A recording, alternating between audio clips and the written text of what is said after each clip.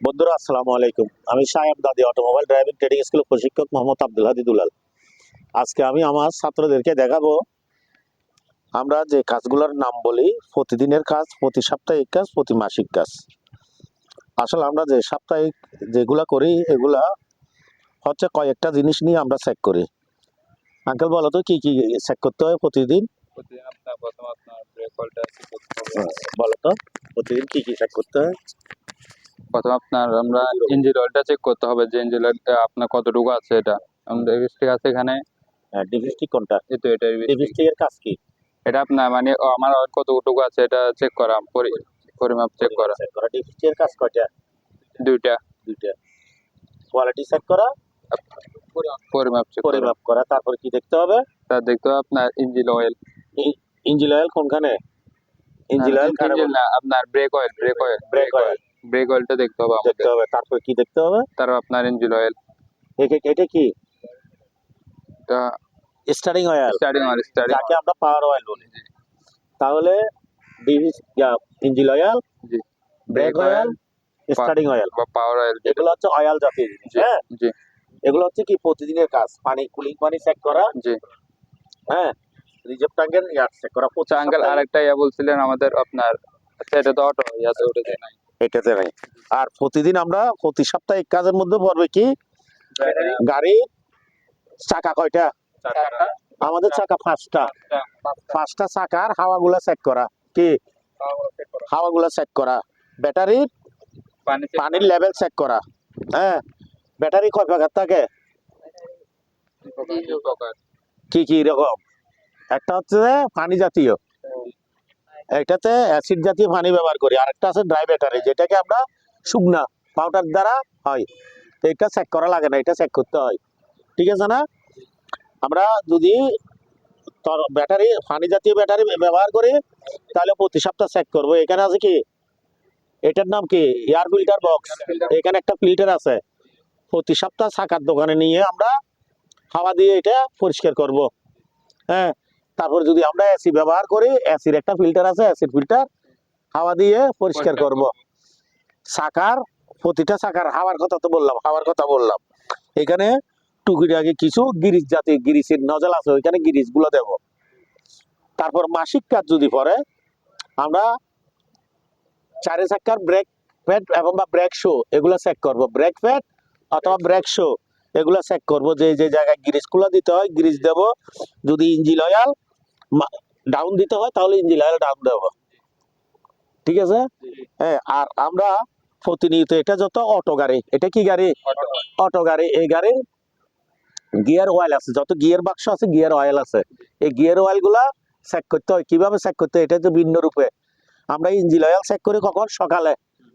আর যদি গিয়ার বাক্সের oil check করতে হয় তাহলে এটা চেক করতে হবে কখন? যেমন ধরো আমি স্টার্ট দিয়ে এখানে আসছি না, এটার রিভার্স গিয়ার রাখতে হবে স্টার্টে, ব্যাক গিয়ারে। যদি কোনো বন্ধু বান্ধব থাকে ওকে বলবো ভাই আপনি একটু গিয়ারে বসে ব্রেকটা ধরে রাখেন, ব্যাক গিয়ার লাগাই, তারপরে এটা দিয়ে চেক করব, এই জিনিসটা দিয়ে।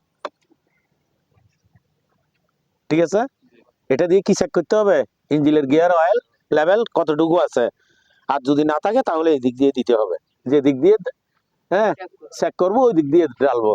আর ইঞ্জিন অয়েলের ক্ষেত্রে হচ্ছে এদিক দিয়ে চেক করবো এদিক দিয়ে ডালবো, ভিন্ন ভাবে না। হ্যাঁ, এটা তাহলে গরম গরম চেক করতে হয়, মাথা থাকবে তো। আর এমনি চেক করলে বুঝে যাবে না। এই জিনিসগুলোকে বলা হয় কি মাসিক কাজের আয়ত্ত ভিতরে পড়ে। কি এই জিনিসগুলো আমরা প্রতিদিন চেক করব। তাহলে কি এটা হচ্ছে চেকিংয়ের বেলা। ঠিক আছে না? আর আমরা যেই হুয়েলটা ব্যবহার করি, হুয়েল, সবাই বলে তেল দিয়ে গাড়ি চলে, তেল দিয়ে গাড়ি চলে না। তেল জ্বলতে পারে তবে শক্তি উৎপন্ন করতে পারে না।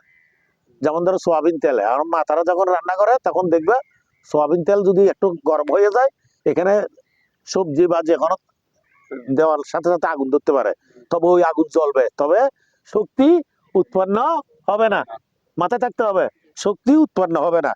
হুয়েল জ্বলে শক্তি উৎপন্ন করে। এই হুয়েল গাড়ি চালানোর জন্য, শক্তি উৎপন্নের জন্য দুইটা জিনিস লাগে, শুধু হুয়েল দিয়ে হবে না। এর সাথে লাগবে কি? এর সাথে কি লাগবে? এর সাথে লাগবে হুয়েল আর হাওয়া, অয়েল আর হাওয়া দুইটা, এখান থেকে হাওয়াগুলা ফিল্টারে নিয়ে বিশুদ্ধ করে এটা দিয়ে এখানে সাপ্লাই দেবে। এটা কি, এটাকে কেউ কেউ বলে কি কার্পেটার, আর বইয়ের ভাষা হলে কি, হ্যাঁ কি হবে, বাটারফ্লাই। কি হবে, বাটারফ্লাই। এটার নাম কি, এখানে তিনটা জিনিস, এটা বাটারফ্লাই অথবা কার্পেটার। এটাকে বলা হয় ইনটেক ম্যানিফোল্ড। কি বলে, ইনটেক ম্যানিফোল্ড। এখানে 4টা ইন্ডাক্টর আছে, 1 2 3 4। এই 4টা ইন্ডাক্টরে এখান থেকে হুইল গুলাকে নিয়ে প্রেসারের সাহায্যে ইঞ্জিলে দেবে, আর এই দিক দিয়ে কি দেবে, হাওয়াগুলা দেবে। এই দুটা মিশ্রিত হয়ে গাড়ির শক্তি উৎপন্ন করে, যেটাকে আমরা পাওয়ার ট্রান্সমিশন বলি, পাওয়ার ট্রান্সমিশন বলি। তো যদি ডিজেল গাড়ির ড্রাইভার হয় ওরা কি বলবে এটাকে, বইয়ের ভাষা কিন্তু নজেল, ঠিক আছে, ইন্ডাক্টর ঠিক আছে, তবে সাধারণ ভাষায় এরা কি বলে, নজেল, নজেল বলে। তাহলে নাম কয়টা, দুইটা। এগুলা মাথায় থাকতে হবে। এগুলো কিসের সাহায্যে চলে, ইলেকট্রিক ডিভাইসের সাহায্যে চলে, ইলেকট্রিক ডিভাইসের সাহায্যে চলে।